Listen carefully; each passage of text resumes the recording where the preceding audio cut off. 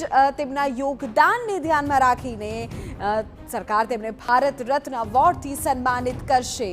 ઉલ્લેખનીય છે કે લાલકૃષ્ણ અડવાણી કે જેઓને ભારતનું સર્વોચ્ચ જે સન્માન છે તે ભારત રત્ન એવોર્ડથી નવાજવામાં આવશે અને આ બાબતની જાણકારી ખુદ વડાપ્રધાન દ્વારા સોશિયલ મીડિયા પ્લેટફોર્મ એક્સ પર માહિતી શેર કરીને આપવામાં આવી છે। તેમણે કહ્યું કે આ બાબતે તેમણે અડવાણીજીને ફોન કરીને શુભેચ્છાઓ આપી છે।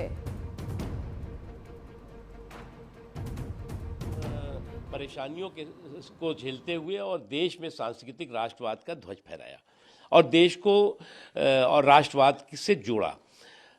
मेरा सौभाग्य है कि राष्ट्रीय अध्यक्ष के नाते मुझे काम करने का। આપણી સાથે ફોન લાઈન પર ભારતીય જનતા પાર્ટીના નેતા નીતિનભાઈ પટેલ જોડાઈ ગયા છે। નીતિનભાઈ, ભાજપના તમામ નેતાઓ અત્યારે ખૂબ ખુશ હશે, લાલકૃષ્ણ અડવાણીને ભારત રત્નની જાહેરાત થઈ છે। નહીં, એકલા કાર્યકરો નહીં, હા, પણ આખા દેશની જનતા ખુશ છે, કારણ કે માન્ય લાલકૃષ્ણ અડવાણીજીનું જે જીવન છે બિલકુલ એ દેશ સેવા માટે એમણે અર્પિત કર્યું છે। અને જ્યારે તેઓ ભારતના ભાગલા પડ્યા એ વખતે વિસ્થાપિત તરીકે પાકિસ્તાનમાંથી એમનો પરિવાર ભારત આવેલો અને યુવાની કાળથી નાનપણથી જ તેઓ ભારતમાં આવી અને રાષ્ટ્રીય સ્વયંસેવક સંઘની સાથે જોડાઈ ગયેલા અને ખૂબ પરિશ્રમ મહેનત કરી એક દેશભક્ત તરીકે, એક સમાજ સેવક તરીકે એમની કારકિર્દીની શરૂઆત કરેલી અને જનસંઘની શરૂઆત થઈ ત્યારથી માંડીને અમારા ભારતીય જનતા પક્ષ સુધીના બધા જ કામોની અંદર અત્યાર સુધીની જે પ્રગતિ છે એ બધામાં લાલકૃષ્ણ અડવાણીજીનો ખૂબ પાયાનો હિસ્સોનો એમની પાયાની કામગીરી રહી છે। અને અત્યારે જે અયોધ્યાના રામજી મંદિરની આપણે બધાએ પ્રતિષ્ઠા કરી માનનીય વડાપ્રધાન નરેન્દ્રભાઈ મોદીજીની સરકાર દ્વારા અડવાણીજીનું જે અધૂરું સ્વપ્ન હતું દેશની જનતાને, હિન્દુઓને રામજી મંદિર પૂર્ણ કરીને આપવું એ પણ વડાપ્રધાન નરેન્દ્રભાઈ મોદીના નેતૃત્વમાં પૂર્ણ છે। એની શરૂઆત પણ અડવાણીજીએ સોમનાથથી અયોધ્યાની જે રથયાત્રા કરેલી ત્યારથી એનો મોટો પાયો, મજબૂત પાયો નંખાયેલો અને એનું આજે આપણે સૌ આનંદ અનુભવી રહ્યા છીએ।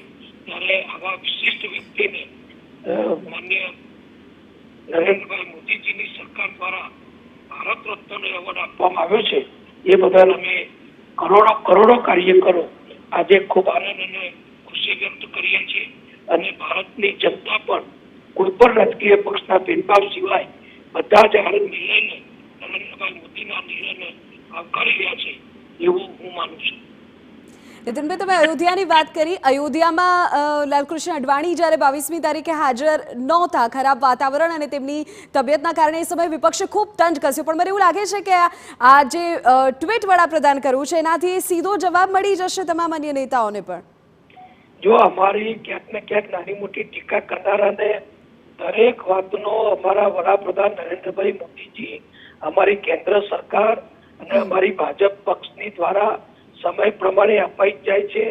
બોલનારા 2 મિનિટ 5 મિનિટ કે 2-5 દિવસ બોલીને ખુશ થાય, પણ અમે અમારા કામ દ્વારા, અમારા નિર્ણય દ્વારા આ બધાનો જવાબ આપીએ છીએ।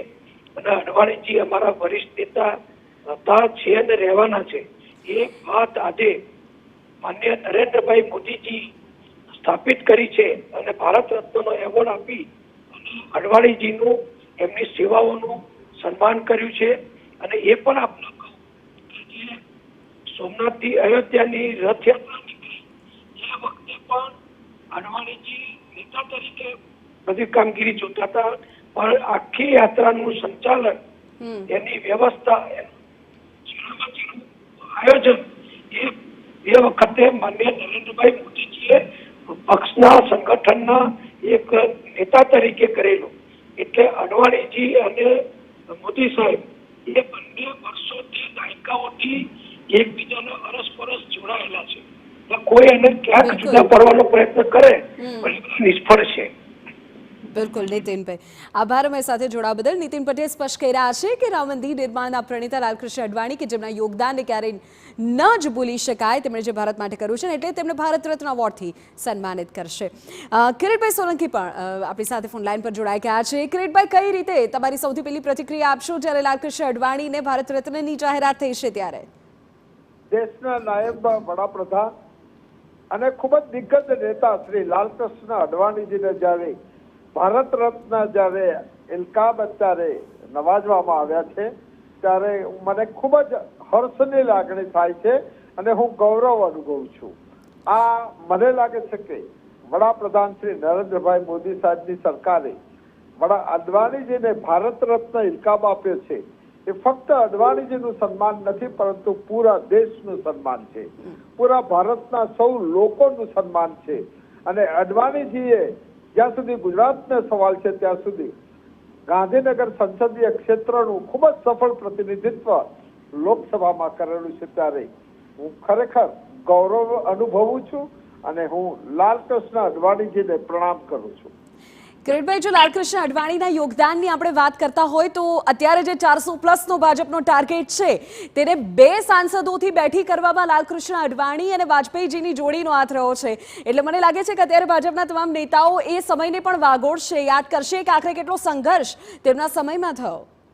જે રીતે અટલજી અને અડવાણીજીની જે બંને જણની ટીમ હતી અને જે રીતે ભારતીય જનતા પાર્ટીએ એમને માર્ગદર્શન આપ્યું, ફક્ત 2 સભ્યો 1984માં હતા, એમાંથી અત્યારે ભારતીય જનતા પાર્ટી 400 પાર વડાપ્રધાન શ્રી નરેન્દ્રભાઈ મોદીજીના નેતૃત્વમાં જવા માટે જે અને લગભગ નિશ્ચિત દેખાય છે ત્યારે એમાં અડવાણીજીનો પણ જે તે સમયે ખૂબ જ અહેમ યોગદાન રહેલું છે.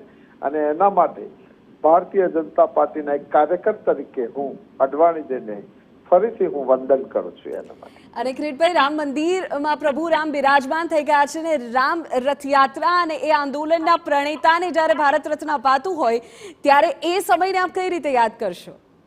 મને લાગે છે કે જ્યારે ભારતીય જનતા પાર્ટીનું પોલિટિકલ જ્યારે લોકસભામાં પ્રતિનિધિત્વ ખૂબ જ નહીવત હતું ત્યારે એમણે જે સોમનાથની અયોધ્યાની જે રથયાત્રા કાઢી હતી, તે મને લાગે છે કે રથયાત્રા પછી જે એક ભગવાન રામના મંદિર માટે લોકોમાં એક પ્રકારની ચેતના ઊભી થઈ.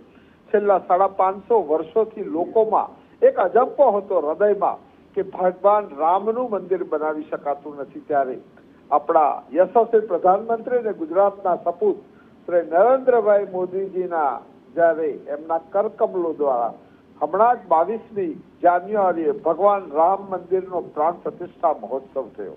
મને લાગે છે કે સમગ્ર દેશવાસીઓ માટે આ ગૌરવપૂર્ણ ઘટના છે.